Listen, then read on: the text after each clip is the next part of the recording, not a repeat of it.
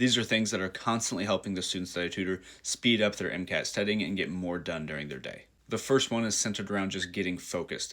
And what I recommend they do is they get a stopwatch, and once they sit down to start studying, they start the stopwatch, and then anytime their focus breaks, and this could be even small breaks like looking out the window and just getting caught in a short daydream, you have to stop that stopwatch. And then once you get refocused, you can start the stopwatch again. What this does is just shows them how much am I actually studying. So while you may be sitting at your computer for 5 hours, you might actually find that you only get 1 to 2 hours of real studying in. And by tracking your hours, you can gradually start to work that up and get more out of your window that you have to study. Number 2 is writing down too much. I really emphasize recall and not doing a lot of note taking, but even during the recall, a lot of people are writing down way too much information. If you have something like a definition or a process that you're trying to explain, just talk it out. You don't need to write down word for word the same exact things that you're speaking out loud.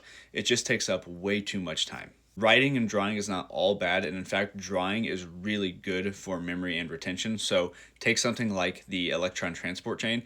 It would be really good to draw out the Q cycle, but as you explain the Q cycle, you don't need to write down every single thing that you're saying. The last thing is just focusing on the high yield information. For example, if we look at this information for complex 1, this is what you actually need to know that's most likely to come up on the test.